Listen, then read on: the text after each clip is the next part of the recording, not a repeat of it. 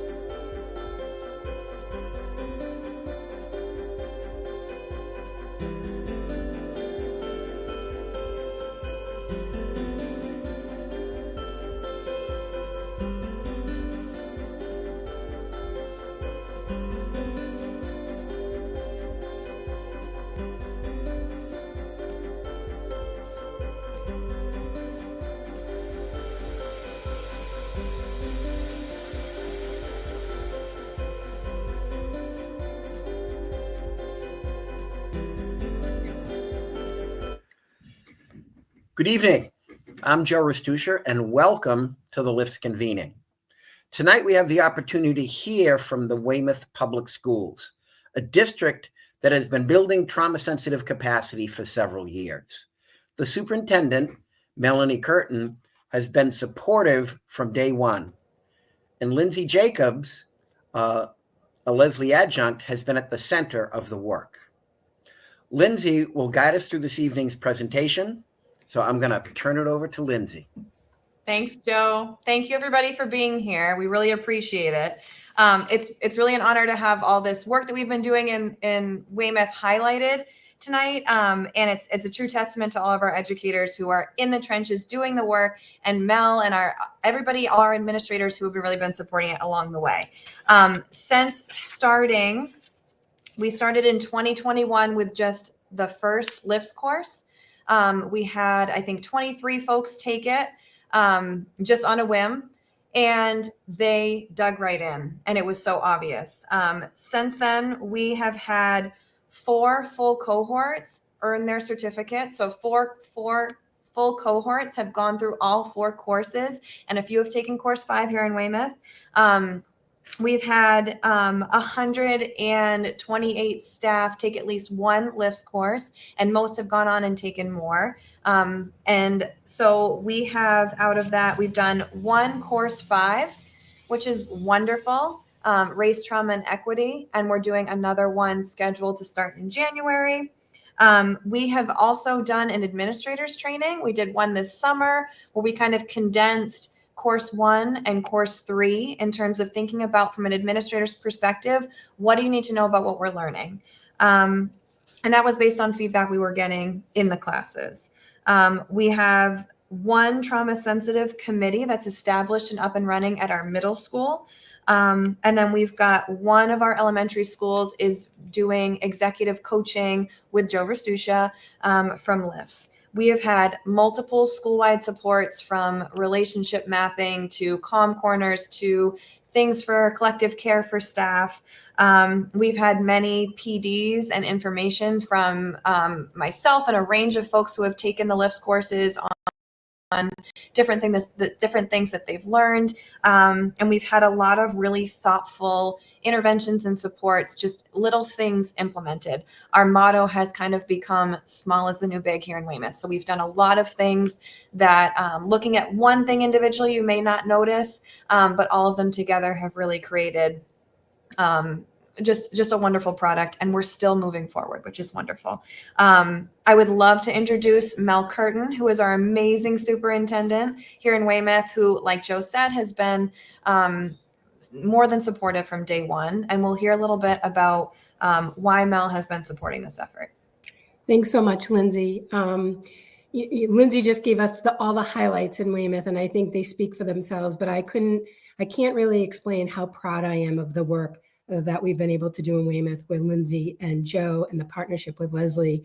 All of our educators that have been involved in the LIFTS course have, just like Lindsay was saying, they've all had impact in our schools and our students.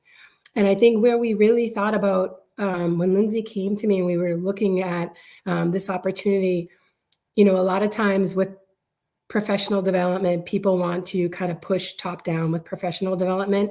And really what I think we recognized is that the power comes from bottom up. Right. And that if people have a willingness and an openness to learn, that's where all of the power is. So that's where we started. We started with the staff that had genuine passion, genuine interest, and wanted to take this course. And the courses continue to grow. Like Lindsay was saying, many of them finished all of the courses.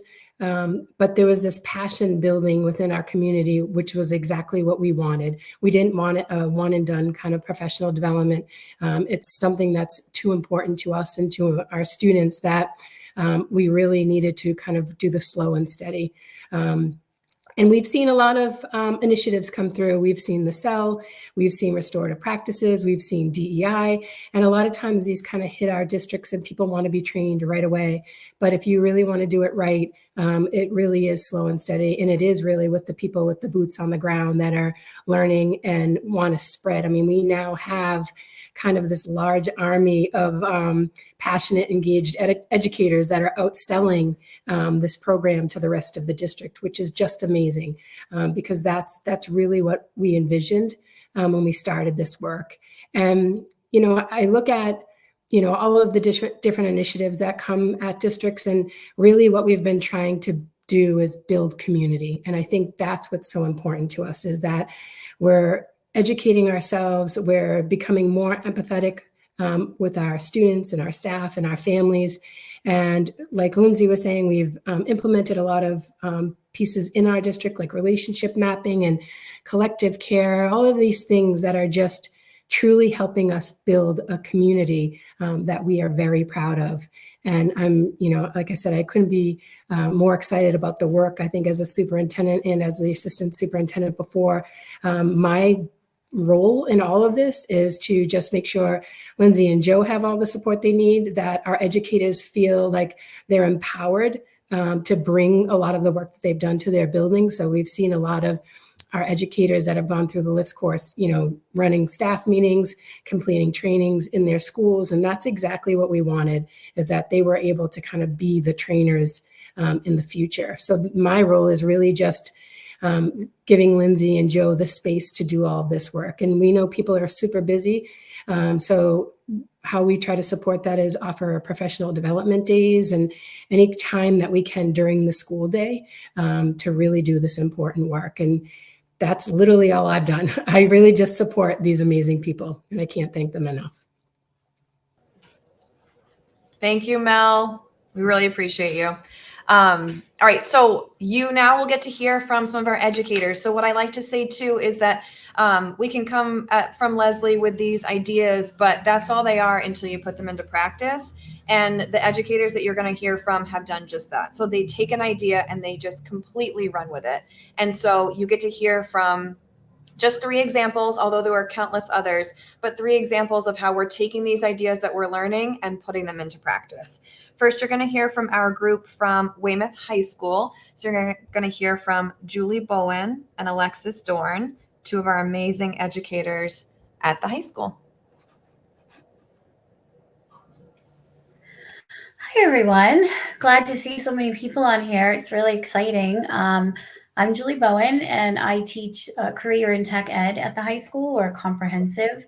And I have been working throughout this program with Alexis, and we have another teacher who wasn't able to be here, Elena, who is one of our art teachers. So Alexis, if you want to introduce yourself. Yeah, I'm Alexis Dorn. I teach history at the high school, and what Mel Curtin said, like, we're just so grateful for her. Like we really do feel supported to like try to learn how to like help reach these kids. A little bit does go, like, small is the new big. It's absolutely true. A little bit of listening to them, like it just builds like countless connections, and it just makes all the difference. Definitely. So, we both of us just finished course 4. So we have been able to work kind of with the same cohort throughout for the most part.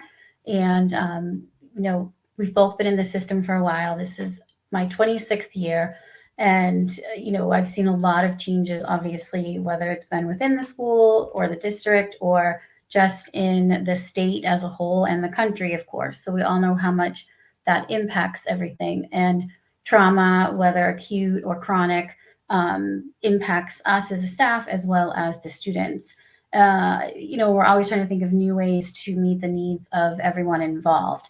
We have about 1,700 students at the high school. So, trying to make sure we meet the needs of all of them is definitely a daunting challenge. But by having so many staff, we're able to kind of, in cohort form, if you will, do our best to reach out and work with each other within our department. So we know that things look different. As one of us, put into our slideshow, change the way we look at things, and the things we look at change. And that's really, Dr. Wayne Dyer states that, because that's really what you have to do. Change is hard for people, but we needed to look at how we could help. So as we ended our final course, we decided to research if the students in our high school feel that they have a voice. We always come up with ideas and plans and, do they actually happen? Or things that we did a few years ago. We start out strong and then things happen. We all know we went through the pandemic. So what can we do now?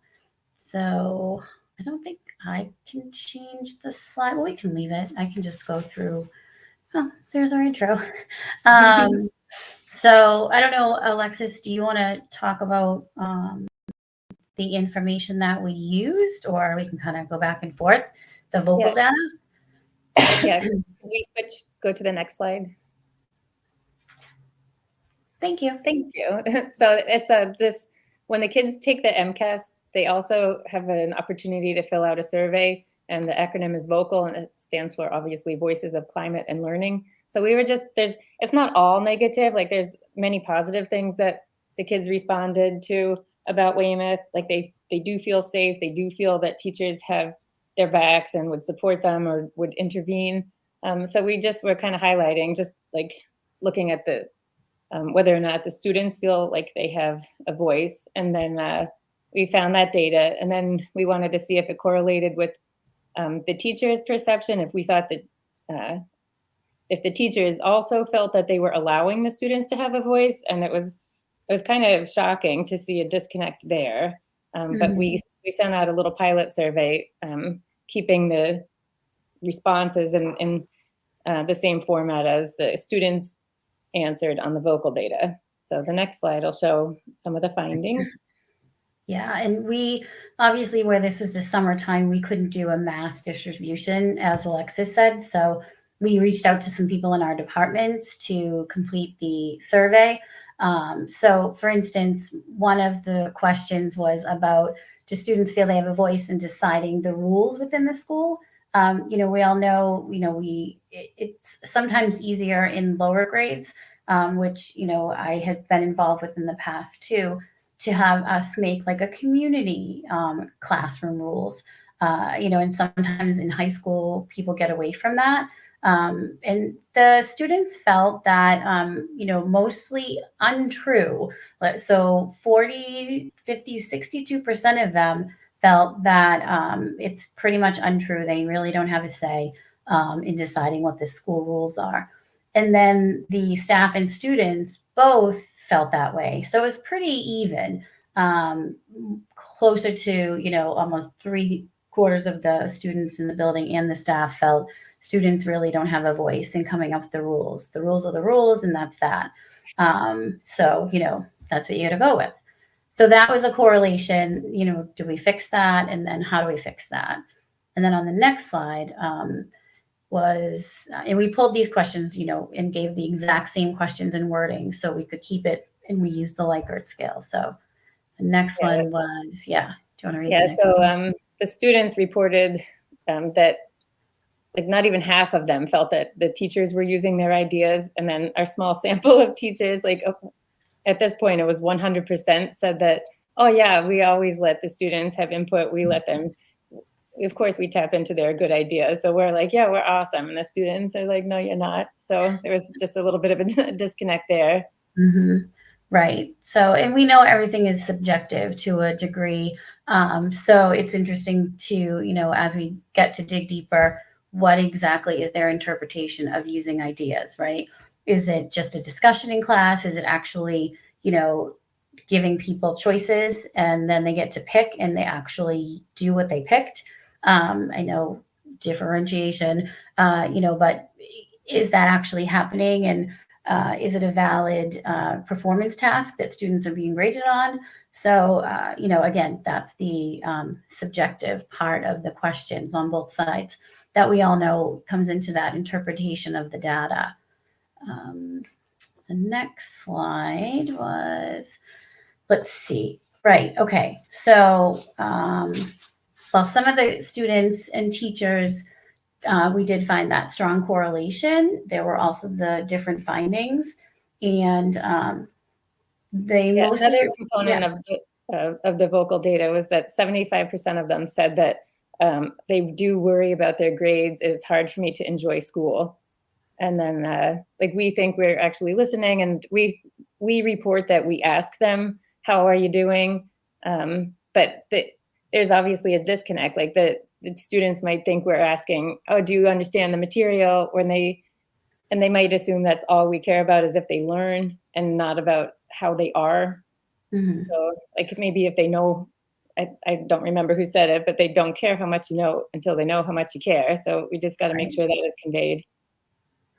Right. And a lot of that started prior to this, where one of our departments was trying to match up freshmen with a teacher that they felt comfortable with, because it is hard with that incoming grades to see who they go to.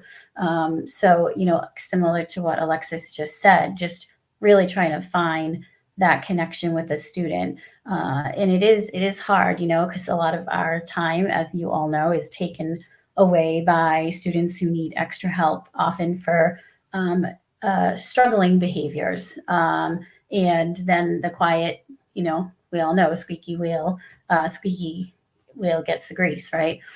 So students that are quiet often sometimes just fly under the radar. So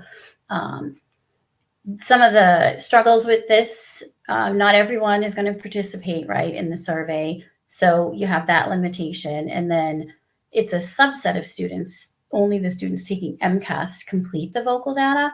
However, you could have a sustained amount of data for comparative study down the line. But, here we are coming up with question 2. So who knows where that will leave us, but there could be other ways to implement something similar to this. Yeah, so we were also curious among the teachers, like some of the open-ended responses, like what types of students do you have? Are they AP? Are they CP? Are they mixed classes? And we were wondering if in like the CP or the lower level courses, if there was less choice because they have to have their special seating, or if like the older kids might be better behaved, so you could allow more choice. So it just was a kind of a hodgepodge, even among our little group of pilot studies. Like some teachers cannot allow choice initially because they have to learn the skills, and some AP teachers are like, no, I don't have room for choice because we have to get through the content. But there's always small little tiny ways we can allow them to have a choice and have a voice. So right. Exactly. And then I think next steps, right? we had talked with our school administration, obviously, to get this data. So they are aware that we were doing this at the end of the summer. We wanted to kind of get through the first term before we then reconvene to talk to them about distribution school-wide, so that we could get a bigger participatory group to analyze the findings and then kind of review those open-ended questions to kind of disaggregate the data. And then hopefully be able to share our findings with administration and see what we can share back with the staff, and get people to participate, knowing that, we have no interest in, getting people caught up in any kind of, you're not doing this, you're not doing this. We just want to help the students. And I think ultimately that's what we all want to do. So anything else? Superintendent Curtin was like, oh, our teachers are encouraging the other teachers. But at the high school, we're a little bit more quiet about our involvement because it's just, I don't know, there's so many very grouchy teachers. So we try to be the leaders in a quiet way, just by doing what we do and hopefully it's contagious that way. Yeah. And you do get stuck in your departments, it's because it's such a big, expansive place, and you do get stuck working with your people because you have to, right? So you kind of, oh yeah, there's a whole other half of the building that you just don't cross paths with. So, but that's our presentation. Thank you, Julie and Alexis. Thank you. Appreciate you. Thank All you. right. Next up is our middle school team. So we have one middle school in Weymouth. It's grades 6 through 12, Chapman Middle School. And on this team is Linda Williams, Julie Sim, and Julie Clark.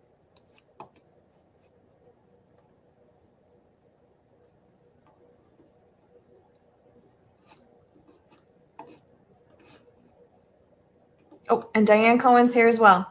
Awesome. So Diane Cohen, and then, hey, Diane, sorry. That's okay. And then Linda Williams and Julie Sim are the other. And I think they're both on the same screen. There we are. Perfect. All right. Yay. Take it away, you guys. Okay.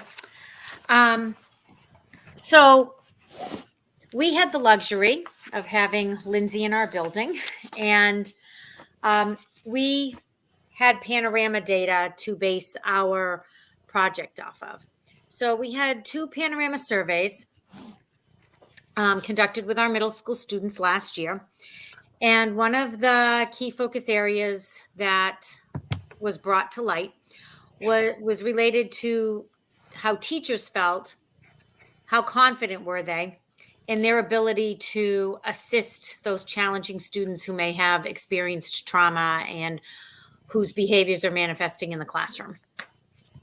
So based on our focus questions, we created a concept map so that we could develop our action plan.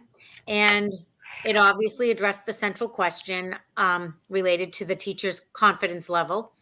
And we use this information to gather data from our staff. And we're going to help us perform a root cause analysis. Using the insights from this data collection, we're going to develop and implement our action plan. So our action plan, the latest the panorama survey revealed that professional learning was the lowest scoring area with a benchmark of 27%, placing it in the 0 to 19th percentile nationally. This was followed by school climate, which scored 35%. And the root cause of our staff's SEL competency issues appears to be insufficient professional learning opportunities related to SEL. The low score suggests that inadequate targeted professional development may be hindering our staff proficiency in social emotional learning practices.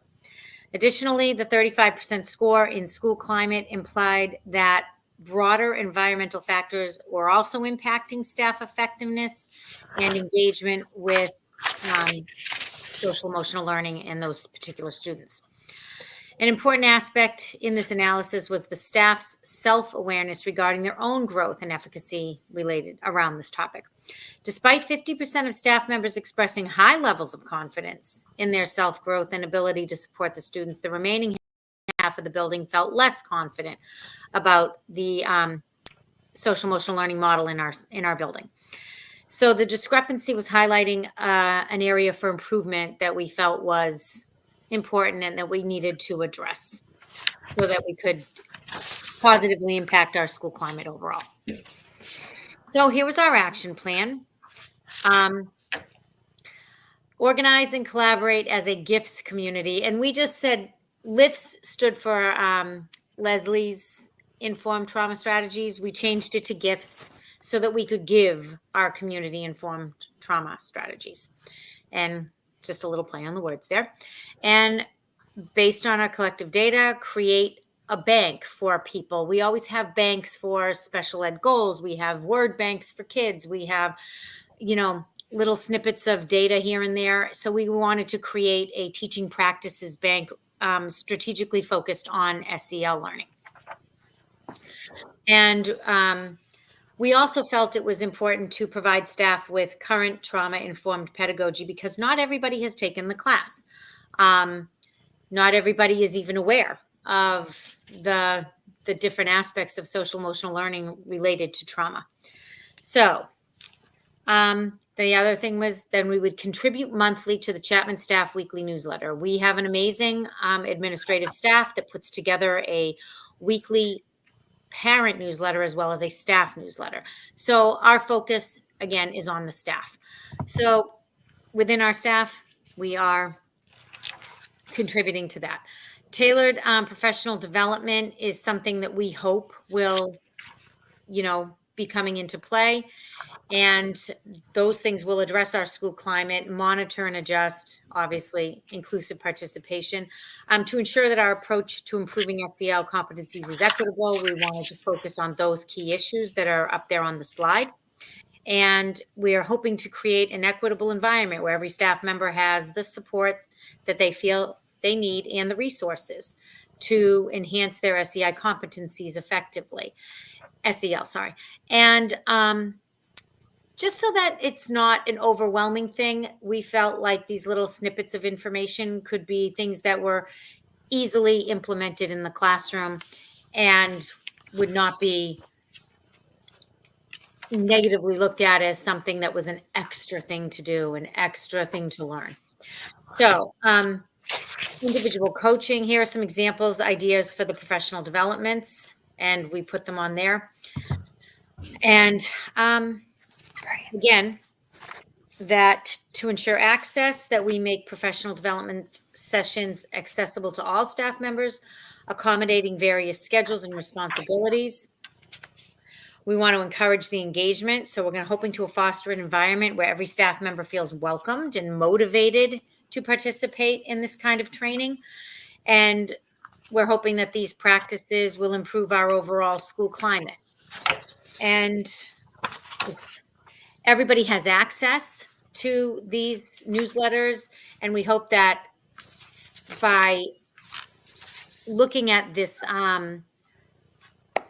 looking at our project, our little snippets of information, that it becomes something routine and easily implemented. And that way we can also get regular feedback. We are going to establish regular feedback mechanisms to gather diverse perspectives on the school climate and the SEL practices that we've given in our bank to ensure that all voices are heard and addressed. And hopefully we can play off of those from there and modify as needed. We're going to track progress and monitor and adjust. Again, I personally am a SPED person. We monitor and adjust all the time, as do all of our teachers, and adjust the strategies, maybe take suggestions from people and find out what is working and what isn't working, and maybe sort of create some sort of living document as that mid-year check-in. And hopefully this will foster a more collaborative culture among people regarding SEL practices. That way, and also everybody will have access to the resources and tools. So to effectively address the SEL competencies and create an equitable professional development environment, we've proposed a 3-year roadmap with key benchmarks. And year 1, which is what we're in, is our foundation and our assessment, based on the panorama data. Year 2 is our expansion and integration of that data, hopefully getting feedback from everybody. And year 3, from that data, hopefully we'll be able to form some sustainable plan and evaluate and not have to, just evaluate as we go, not have to make any major changes. So hopefully we'll get into some kind of a rhythm with this and with things that work for a majority of students and teachers alike. So if you look at our newsletter, we gave an example of our newsletter. It's on one of the slides.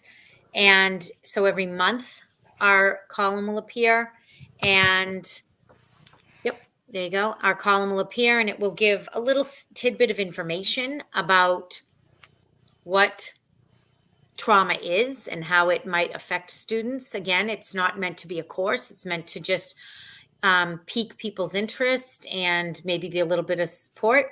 And then we've included links to some helpful information should anybody want to explore those. And we've given practical strategies that can happen within the classroom. And then just a little bit of wisdom at the bottom, a little bit of, I don't know what you call it, quotes. I just call it inspirational quotes. Inspirational quotes. Thank you. So we've started doing this. We've had our first newsletter in which our quote unquote column has appeared. And we plan on continuing it throughout the year and then putting out our feedback survey and seeing what we get back. That's our project. Good job, Diane. Great job. Thank you.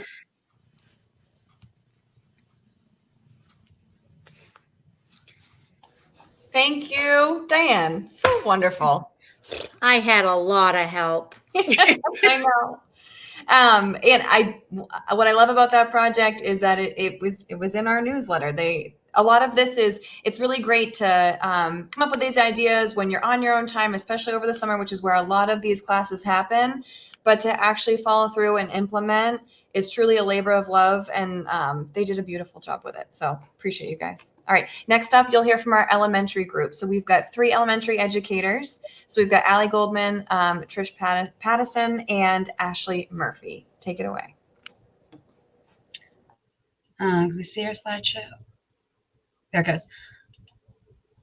All right, so we are the elementary group. I don't know if you guys, there it goes. There's our slideshow.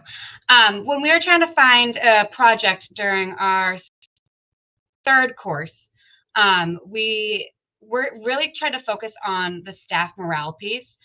Because at the elementary level, we don't really have access to data from the students, especially in the kindergarten, 1st, 2nd area. It's harder to talk about this as a whole. So we decided to kind of hone in on staff morale because it's hard.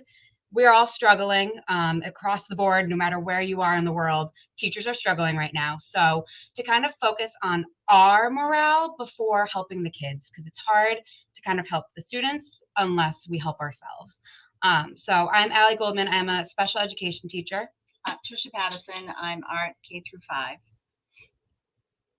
And Ashley is a 2nd grade teacher. So with in Weymouth, we have multiple elementary schools. So in our group, we actually work at different places. So I'm at one school. Trish is an art teacher, so she goes back and forth between schools. And Ashley is at another school that Trish works at. So we actually were able to kind of see staff morale across multiple buildings, which was really nice. And then we are able to implement things per building. So as a group, again, we just kind of focused on how staff members feel. We wanted to survey the staff. So we did that at the end of last school year, like April time, to kind of see how their stress level is at home, how their stress level is at school, and what do they feel as though the staff morale is in the building. And we wanted to kind of get a correlation between the two to see if the morale really went along with the stress levels that everyone has. So we created a Google form, and it was optional. Our administration, again, was fantastic and let us take part of a staff meeting to send it out. But we sent out the same survey at both schools, and we asked the following questions. We asked, how would you rate your stress level inside and outside of school? We separated it into 2 categories because we all have different things going on both in and out. How do you feel the morale is at your school? And then what are some ways that we can boost morale? And we're not miracle workers over here. We can't all of a sudden make everything in the world perfect, but what are some ideas that we can do, some realistic things? And then the last one would be, would you be willing to be on a committee to help with the morale in your school? So the results from the survey, again, this was 2 different schools. So both schools had almost the same amount of staff members fill it out, but it was about 50% of the population at my school and 90% of the population at Ashley's school. And so that'll be interesting. One of our next steps is to give the survey again after we've implemented some of the suggestions, just to see kind of how that's changed with the amount of staff members that participated. So looking at these results, just want to take that into consideration that for the school that's listed as Hamilton, it's only about 50% of the staff members versus Nash, it's almost 90%. So it represents more of how they feel at Nash. But overall, both schools showed an average stress level, but more stress in school than outside of school. The viewpoint overall is at school, the morale is pretty much the same. Everyone was kind of rating it as like a mid, that it's not the best morale, but it's also probably not the worst. And people had really, really good ideas of realistic ideas of how we could try to boost the morale this current school year. So this is kind of our data of the 3 main questions we asked, and you can see the comparison for Hamilton and Nash. We just kind of figured this is the best way to kind of see the overall stress level. So we took this data, and this was all, again, at the end of last school year, so it was kind of hard to implement anything then. And then we took this 4th course over the summer. So we took the data from the 3rd course, and we decided to try to implement things this upcoming school year. So overall, we figured that we do have some great data to kind of help boost our morale this year. We wanted to welcome the change, and we did have some, when we originally gave our questions, we realized the wording was a little confusing. So it was kind of a learning opportunity for us. We changed the wording of one of the questions. I wish I could pull up the actual slideshow for you guys, or the survey, so you could survey so you could see it. But we did have to flip some of the questions, so that was kind of like a learning opportunity for us. And then trying to create a committee and implementing some of the ideas this year was one of the goals we had. So some of the things that we've already done this year is we've implemented things like staff shout outs. We don't have a full committee yet, because again, it's another commitment and we don't want to add more to the teachers' plates because that's only going to cause more stress. But we do have some volunteer time. We do have some opportunities at our staff meetings. Thank you. Our staff meetings that were given in order to try to come up with ideas. We're taking what everyone's saying. A lot of the suggestions that came to us were things like the staff shout outs, doing physical activities. We've talked about putting in a pickleball court at our school. I know at Nash, they already have one, and just trying to implement those fun activities outside of school, again, all on a voluntary basis. Things like paint nights or morale pals, different ways to kind of boost each other up, because we know if someone's having a bad day, what we can do to help them. And then something else that we're trying here is refreshing some of the common areas. So making sure like the staff room is welcoming and the bathrooms feel fresh and all of that. So we've printed out some posters to put around the building just to remind teachers how well they're doing and that we're all kind of in this together. We're trying to be the change. We're trying to boost how we're feeling. And then going forward, so we're going to send out the survey again. This year, we're kind of implementing what we can to realistic values. And then in January of 2025, we're going to send out the survey again and see how that data has changed. And from there, we would like to try to inform others about the LIFT program and everything that we're doing and kind of the reasoning behind asking all these questions. And the reason behind trying to boost our morale is overall at the elementary school level, if we try to boost us, that's going to then lead on to the kids. It's that snowball effect that if we're feeling good, they're going to start to feel good too. And I think that was the primary basis of our project.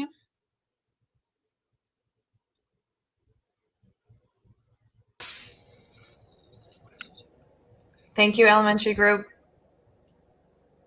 So obviously you can see that, so every group took a different angle on what they were looking at. But that is kind of that's the gist of trauma sensitive, right? We're looking at all different pieces.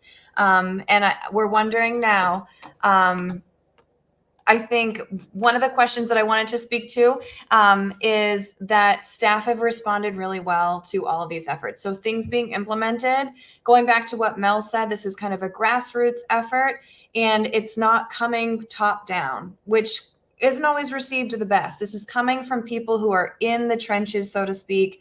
They're classroom teachers, they're school adjustment counselors, they're nurses, they're special ed teachers, they're specialists. We're in the trenches all together, and we bring that perspective, and we're saying, okay, these strategies are here. We've tried them. They actually are working for us. So the response has been really great. And the same thing goes for our administrators have been super supportive of all of these efforts as well in terms of the behind the scenes. What do you need to get this going? What initiative do you need? Part of what we do during class is I say, who's reaching out to your administrator to get this going? And it's been very well received all the way around. It's truly been a team effort.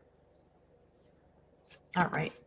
And I'm wondering, does anybody, thank you guys for being here. I know it's a tricky time of year, just being educators. October can make us feel so tired. So I'm curious what questions we have for the folks that spoke tonight.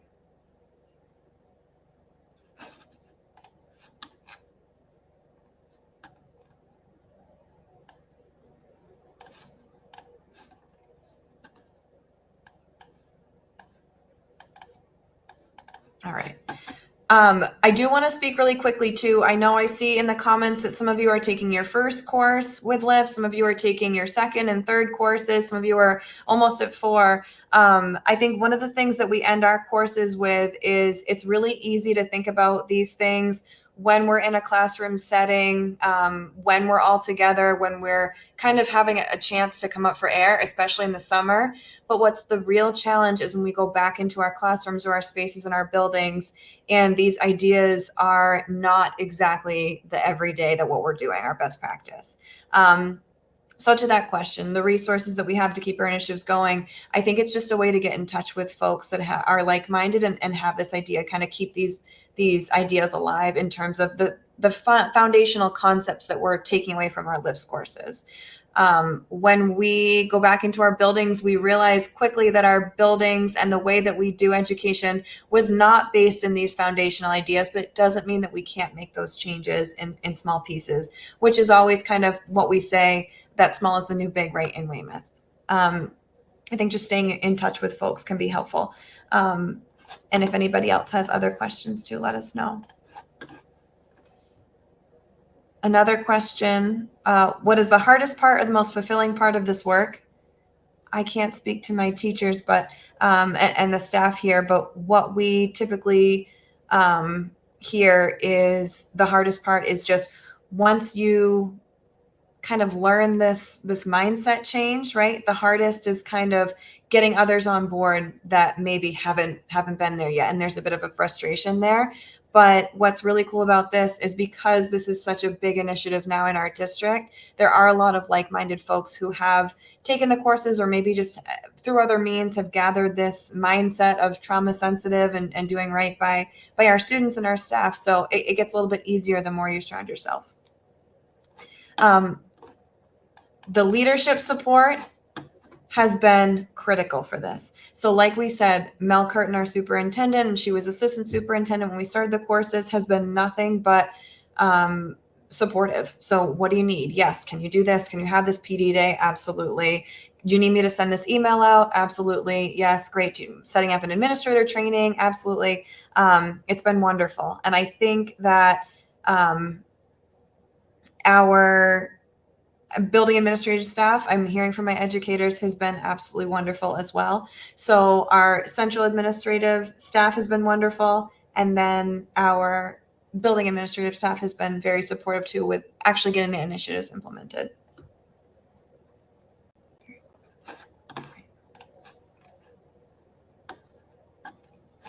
And I'll field these questions too as they come up. Thank you for your participation, folks. I know it's tricky. All right. Joe, I'm just going to keep firing through these questions if that's okay. I think that makes a lot of sense. Yeah, Absolutely. Another question, how can we get the leadership attention and support the work? Honestly, I think Mel's been supportive, but even if you don't have anybody in your district that's necessarily supportive, these courses are designed to just get this information out to educators. So Weymouth has paid nothing with the exception of tuition reimbursement, right? And so if you really want to bring this to your district, you can do that as well. Reach out to LIFS. All you need is really somebody in your district that's going to coordinate the courses, and everything else can kind of fall into place. And as long as you have somebody who's kind of always reaching out for the next course and always coordinating that, everything is going to kind of continue that momentum. And that's what we've had here in Weymouth and keeping that going.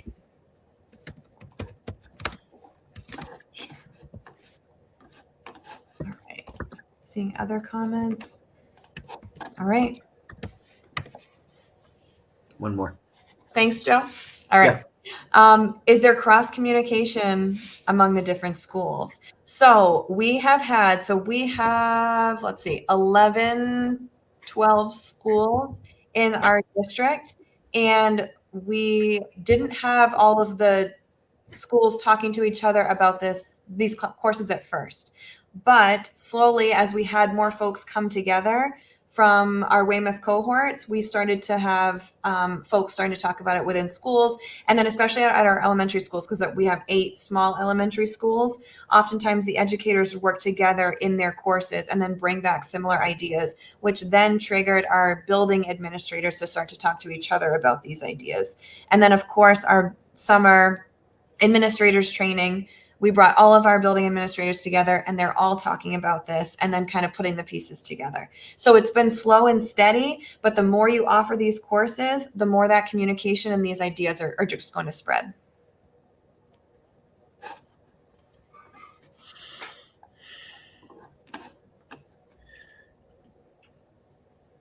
So I think those are the questions, Lindsay. All right. Great. So I just want to thank you and all the wonderful staff from Weymouth for taking the time this evening at the end of a school day to share this incredible work that you're doing in Weymouth. Very appreciative, and thank you all so much. Thank you. Yeah, they're Have great. a great evening, everyone. Thank you. Talk to you soon. Bye.